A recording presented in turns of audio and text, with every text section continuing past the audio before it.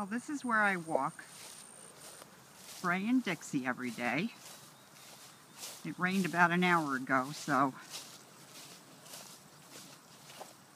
we're trying to see if we can come across some deer, because they like to chase them